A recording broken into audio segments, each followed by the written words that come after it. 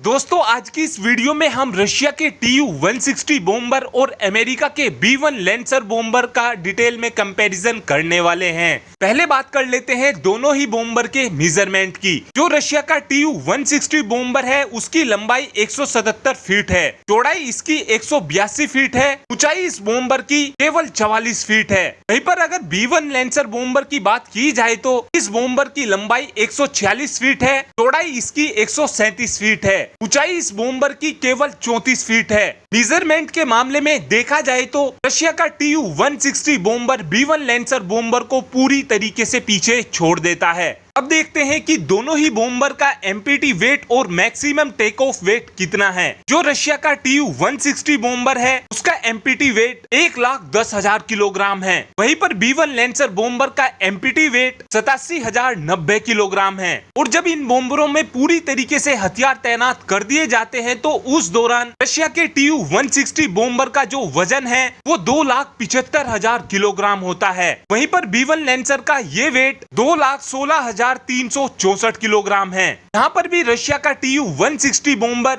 America के B-1 lancer को पछाड़ देता है। अब बात कर लेते हैं दोनों ही बॉम्बर की स्पीड की। जो रशिया का Tu-160 बॉम्बर है उसकी जो मैक्सिमम स्पीड है वो 2220 किलोमीटर प्रति घंटा है। वहीं पर B-1 लैंसर बॉम्बर की स्पीड केवल 1335 किलोमीटर प्रति घंटा है। यहाँ पर भी Tu-160 बॉम्बर अमेरिका के B-1 लैंसर बॉम्बर को पछाड़ देता है। रेंज की अगर बात की जाए तो Tu-160 बॉम्बर की रेंज 12,300 किलोमीटर है। वहीं पर B-1 लैंसर बॉम्बर की रेंज मात्र 9400 किलोमीटर है। अब बात कर लेते हैं दोनों ही बॉम्बर की कॉम्बैट रेंज की, यानी ये बॉम्बर कितनी दूर जाकर हमला कर वापस आ सकता है। दोस्तों जो रशिया का Tu-160 बॉम्बर है वो 7300 किलोमीटर दूर तक जाकर हमला करने में पूरी तरीके से सक्षम है और हमला करने के तुरंत बाद ही रशिया का Tu-160 बॉम्बर अपने उसी फ्यूल के साथ वापस आ सकता है। वहीं पर अमेरिका के B-1 लैंसर बॉम्बर की अगर कॉम्बैट रेंज की बात की जाए तो अमेरिका के B-1 लैंसर बॉम्बर की कॉम्बैट रेंज 5543 किलोमीटर है। यहाँ पर भी Tu-160 बॉम्बर अमेरिका के B-1 लैंसर बॉम्बर को पछाड़ देता है। अब बात करते हैं कि कौन सा बॉम्बर ज्यादा ऊंचाई तक उड़ान भर सकता है। जो रशिया का Tu-160 बॉम्बर है वो 16,000 मीटर की ऊंचाई पर उड़ सकता है। वहीं पर अमेरिका का B-1 लैंसर बॉम्बर 18,000 मीटर की ऊंचाई पर उड़ सकता है। यहाँ पर B-1 लैंसर बॉम्बर बाजी मार जाता है।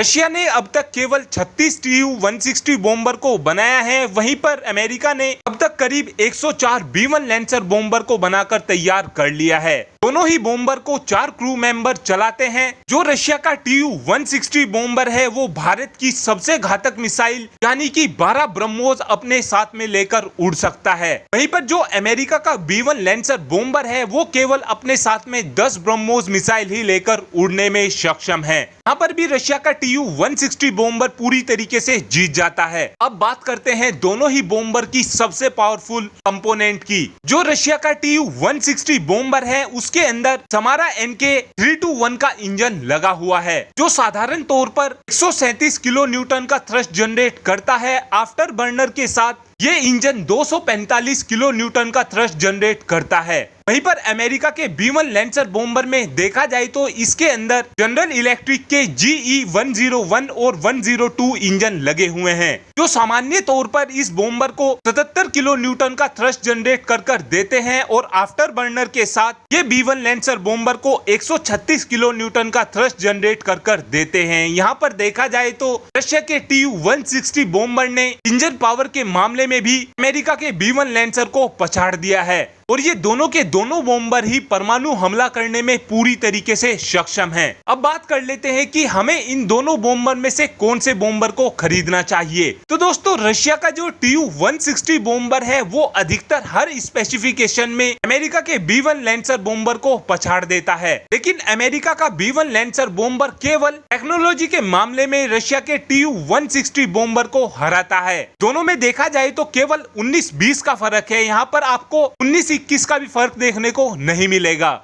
दोस्तों अब आप मुझे कमेंट कर बता सकते हैं कि हमें रशिया का Tu-160 बॉम्बर लेना चाहिए या फिर अमेरिका का B-1 लैंसर बॉम्बर हमें लेना चाहिए। आप इस बात का आंसर कमेंट बॉक्स में कर सकते हैं। Thanks for watching this video. Have a good day.